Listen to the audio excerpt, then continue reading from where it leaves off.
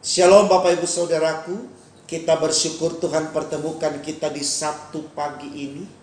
Tentu ini adalah anugerah dan berkat dari Allah buat saudara dan saya. Mari kita mengalami kasih karunia Allah di sepanjang minggu ini. Mari kita kembali membawa kesediaan kita untuk menerima firman Allah. Dengan percaya ketika kita melangkah memasuki minggu yang baru, kita semakin diberkati olehnya.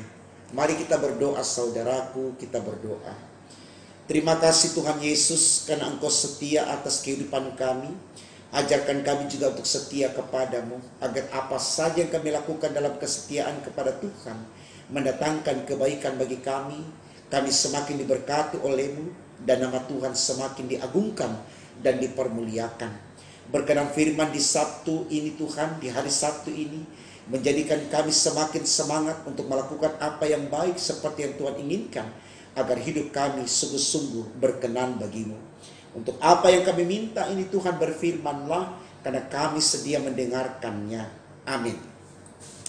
Saudaraku, bacaan Alkitab kita di Sabtu pagi ini terambil dari kitab Injil Markus 6 ayat 45 sampai 52. Bagian Alkitab ini dibacakan demikian. Sesudah itu Yesus segera memerintahkan murid-muridnya naik ke perahu dan berangkat lebih dulu ke seberang, ke Betsaida. Sementara itu ia menyuruh orang banyak pulang. Setelah ia berpisah dari mereka, ia pergi ke bukit untuk berdoa. Ketika hari sudah malam, perahu itu sudah di tengah danau, sedang Yesus tinggal sendirian di darat. Ketika ia melihat betapa payahnya mereka mendayung karena angin sakal, maka kira-kira jam 3 malam ia datang kepada mereka, berjalan di atas air, dan ia hendak melewati mereka. Ketika mereka melihat dia berjalan di atas air, mereka mengira bahwa ia adalah hantu. Lalu mereka berteriak-teriak, sebab mereka semua melihat dia, dan mereka pun sangat terkejut. Tetapi segera ia berkata kepada mereka, "Tenanglah, aku ini, jangan takut." Lalu ia naik ke perahu mendapatkan mereka, dan angin pun redalah. Mereka sangat tercengang dan bingung, sebab sesudah peristiwa roti itu mereka belum juga mengerti, dan hati mereka tetap degil. Saudaraku, tema renungan kita di Sabtu pagi ini dituliskan demikian dalam Sabda Bina Umat, andalkan Yesus saja. Andalkan Yesus saja.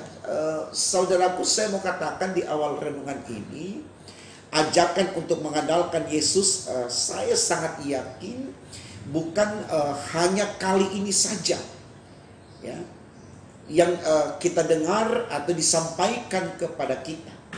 Tapi kalau saya boleh mewakili Bapak Ibu, kita berkata bahwa ajakan untuk mengandalkan Yesus itu jauh sebelum kita ada di hari Sabtu ini sudah sering dan berulang-ulang kita dengar.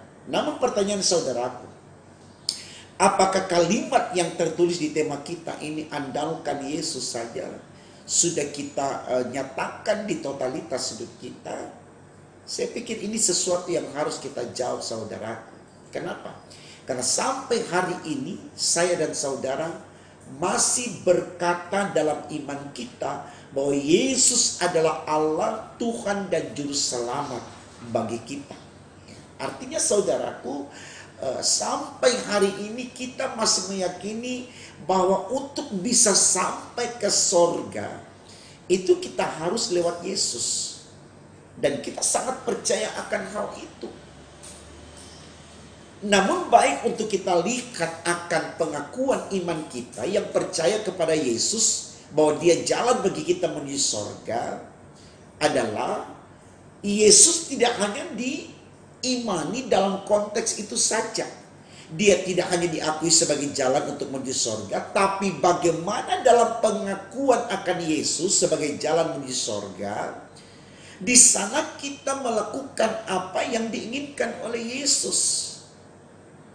Sama dengan firman yang berkata dalam Yakobus 2:17, iman tanpa perbuatan bagaikan mati. Artinya iman itu tidak berarti apa-apa, yaitu pengakuan kita kepada Yesus, kalau kemudian dalam kehidupan nyata kita tidak mencerminkan apa yang diteladankan Yesus. Khotbah kita yang kemarin berbicara juga tentang itu. bahwa kita harus selalu melayani seperti yang diajarkan oleh Yesus. Kita harus selalu mengkaryakan diri kita seperti karya yang diteladankan oleh Yesus. Ya. Nah, ini baik sekali saudaraku, supaya kita tidak terjebak hanya dalam pengertian sempit tentang mengakui Yesus sebagai Allah dan Juru Selamat kita. Karena di balik pengakuan itu kita harus buktikan apa yang kita lakoni dalam hidup kita sudahkah sesuai dengan apa yang diteladankan Yesus, atau sangat jauh atau menyimpang dari apa yang diajarkan oleh Yesus. Nah, ini yang mau dikisahkan dalam bacaan kita hari ini saudaraku, tentang murid-murid yang degil. Kata degil itu dipakai di ayat 51 di kalimat terakhir, ya. Paling terakhir kata degil itu dipakai, yang menunjukkan kepada murid yang hanya melihat Yesus, memahami Yesus dalam perbuatan ajaib Yesus, ya, ketika mereka berjalan bersama-sama dengan Yesus dan pelayanannya. Tapi mereka tidak memiliki Yesus secara utuh, khususnya tentang kepercayaan mereka akan kekuatan Yesus yang bisa melakukan apa saja. Sehingga ketika mereka melihat Yesus berjalan di atas air, hendak datang menghampiri perahu mereka untuk menolong mereka dari badai atau gelombang laut, ya. Di situ mereka tidak yakin kalau itu Yesus. Artinya ada ruang kosong dalam diri para murid, di mana ruang kosong itu tidak terisi nama Yesus di situ. Sehingga ruang kosong itu menjebak mereka untuk tidak mengenal Yesus, tidak memahami Yesus. Nah, artinya di sini saudaraku, untuk kita bisa hidup di dalam Yesus, dalam seluruh ruang jiwa kita, dalam seluruh ruang pikiran, ruang hati kita, perasaan kita, itu harus penuh, total, seluruhnya hanya untuk Yesus. Supaya apapun yang terjadi dalam kehidupan kita, nyata atau tidak wujud Yesus, kita tetap mengimani kita dalam bersama dengan Yesus. Karena Yesus itu saudaraku, dia Alfa dan Omega, dia awal dan akhir. Artinya dia tidak akan pernah tidak ada untuk kita. Tapi dengan catatan kita harus juga memenuhi ruang hati kita untuk dia. Karena ketika kita mengosongkan ruang hati kita, artinya ruangan itu kita tidak isi dengan iman di dalam Yesus, Yesus juga tidak akan memaksakan diri kita. Makanya firman Tuhan katakan, kalau engkau menolak aku di hadapan sesama manusia, maka di hadapan Bapakku aku juga akan menolak engkau.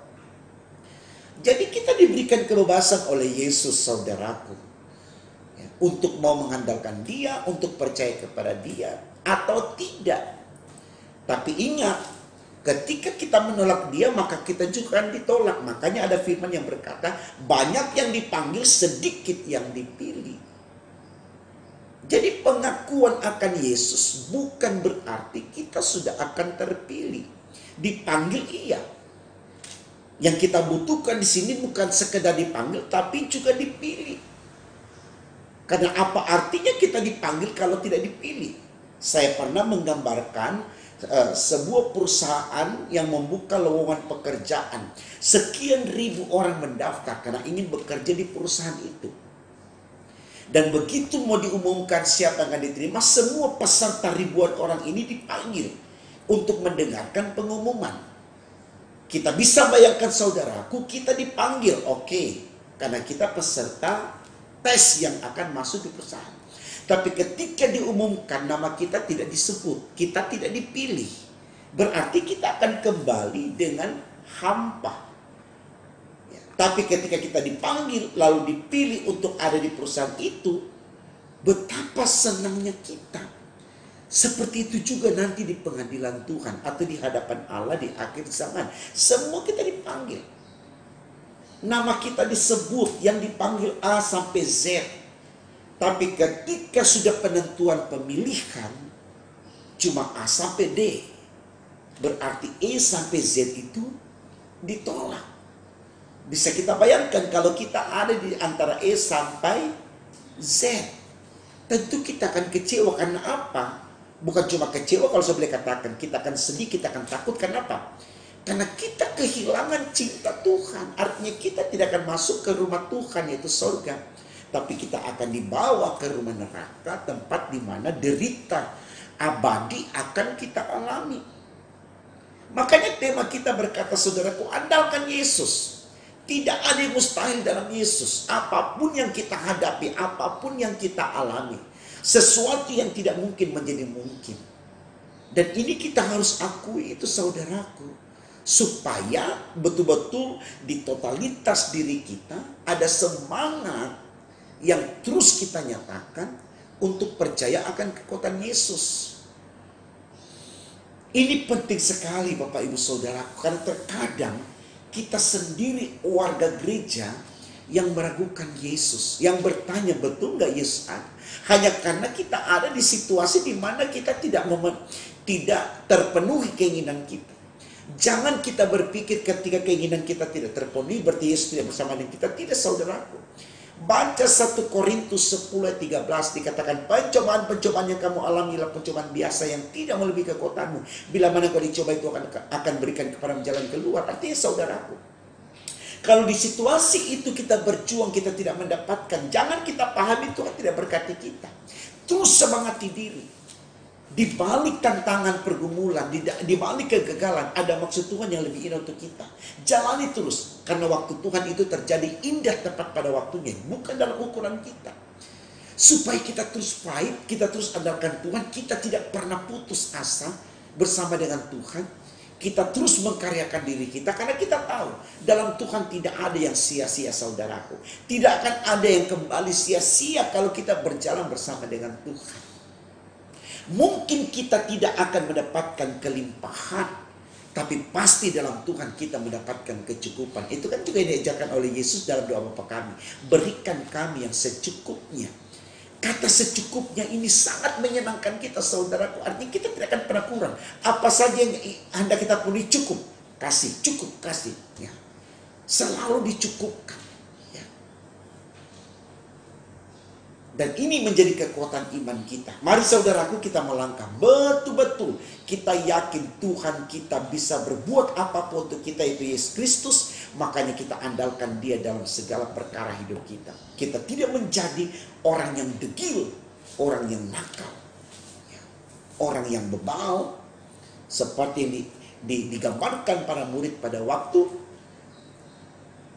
di dalam bacaan kita saat ini. Semangat memasuki minggu yang baru. Yesus dan Yesus dan Yesus selalu yang menjadi Tuhan kita, penyelamat kita, penolong kita, sahabat kita, rekan kerja kita. Dialah yang bisa menopang, membantu, dan memampukan kita melakukan banyak hal. Tentunya hal-hal yang baik, yang positif dan imani. Tuhan Yesus memberkati firman-Nya. Amin. Mari kita berdoa, saudara. Terima kasih Tuhan, kami ada di hari Sabtu ini. Kami sungguh bersyukur karena kami disemangati untuk memasuki minggu yang baru dengan iman dalam Yesus. Karena kami percaya ketika kami hidup dalam Yesus, apapun yang kami lakukan senantiasa menjadi berkat bagi kami dan menjadi kemuliaan bagi nama Tuhan. Jangan biarkan kami mundur dari Engkau ya Allah untuk sesuatu yang kami perjuangkan dalam hidup ini. Sehingga kami tidak selalu menghalalkan segala cara untuk melahirkan hal-hal yang duniawi, tapi kami terus beriman kepadamu sehingga apa saja yang kami lakukan selalu menyenangkan hati Tuhan. Terima kasih, kami siap melangkah masuk minggu yang baru. Kami siap untuk beribadah kepadamu. Kau tolong berkati kami semua dalam seluruh tanggung jawab kami di minggu yang akan berjalan ke depan, agar semuanya sungguh-sungguh menyenangkan hati Tuhan dan kami diberkati di dalamnya. Ini doa kami Tuhan, sempurnakan dan kabulkan, karena kami berdoa hanya dalam nama Tuhan Yesus Allah kami yang hidup, Immanuel, haleluya, amin.